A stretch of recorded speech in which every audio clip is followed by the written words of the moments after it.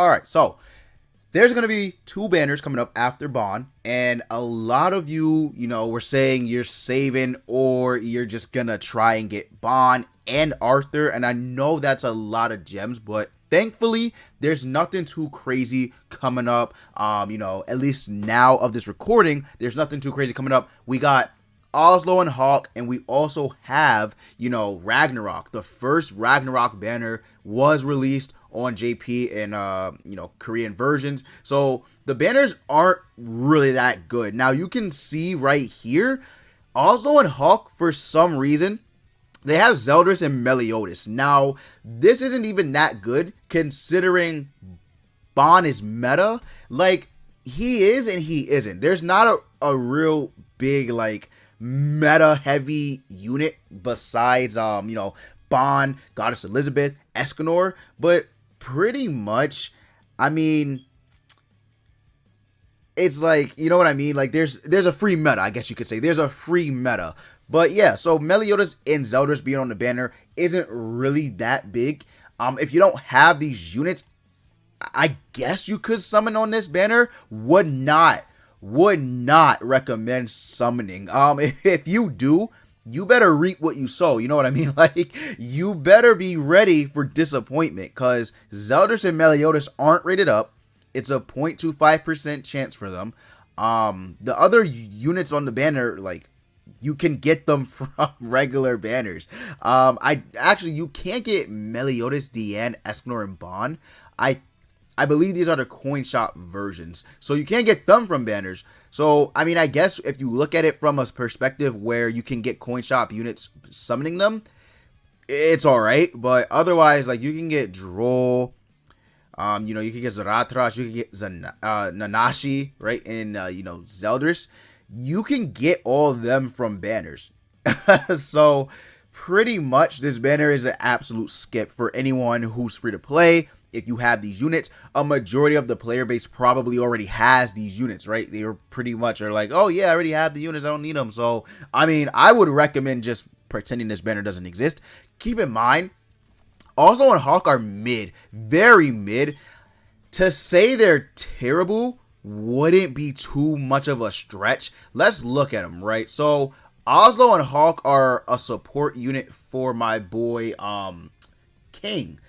And I'll be honest with you, that team is very underwhelming. I'll be completely honest with you. It really is, right? It really is underwhelming. I got a lot of heat before going over my festival tier list because, I was given Festival King props, and a lot of people didn't like that, which Festival King is not a bad unit. He really isn't. If you take a look at his kit, he's not a bad unit.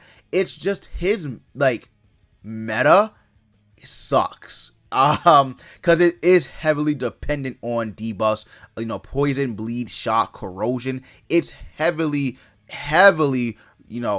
required that you use units that have that, right? And Oslo and Hawk do have that, but it's terrible. You got this corrosion card, of course, right? At rank 3, using this against Bond, powerful.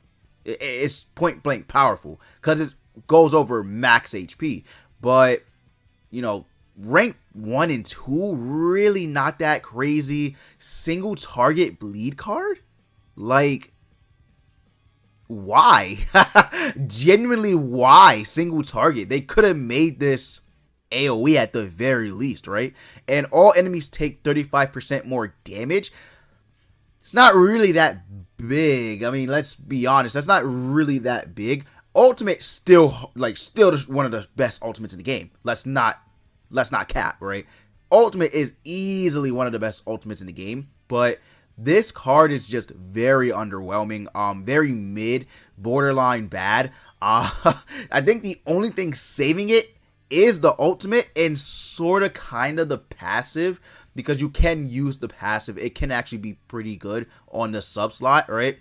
Because you can use this, on a sub slot, but I'm pretty sure it's just the passive and the ult that's making this character just mid and not terrible, worst unit in the game. So, they can be fun if you want to use them, but again, wouldn't really recommend summoning on this banner.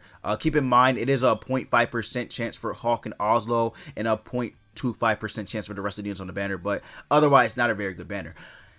Then we move to the Ragnarok banner. So, I will be completely honest with you, I don't think it's worth summoning at all. Sigurd is very good, but I wouldn't give him broken OP. He's good.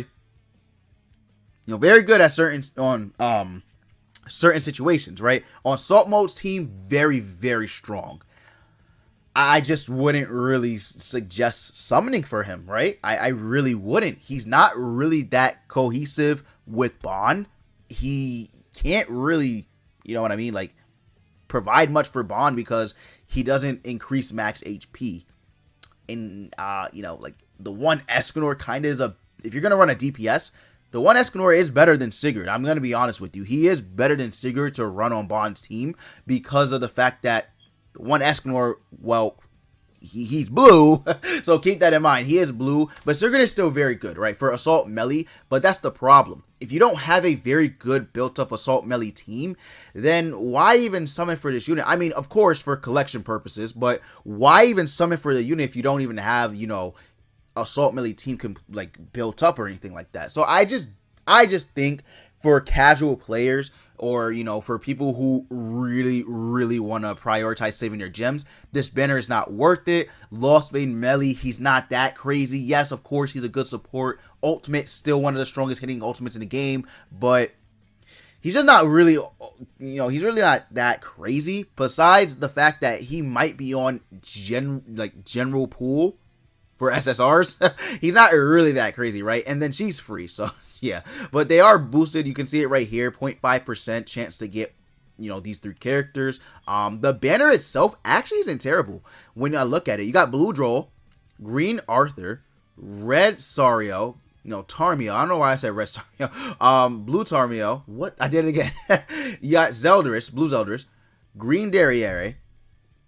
Red Estarossa is a big right? Like, he's not good. Green Escanor, blue Merlin, just Green Diane's good. Green Diane is good. Having her is actually very good. These 4 is like, and then blue Demon Melee is So, I mean, it's not the worst banner, but, you know, it's pretty decent, I would say. Like, you can use these units, right? You can actually still use green Escanor for certain situations if you're, you know, free to play, or if you just came back to the game. You can use them in certain scenarios. Not many, but certain ones. I would say the biggest L on this banner is probably red Estarossa, green Escanor, blue Merlin, and red King. Like, these 4 units, besides being association links, they don't provide anything. I'm gonna be honest.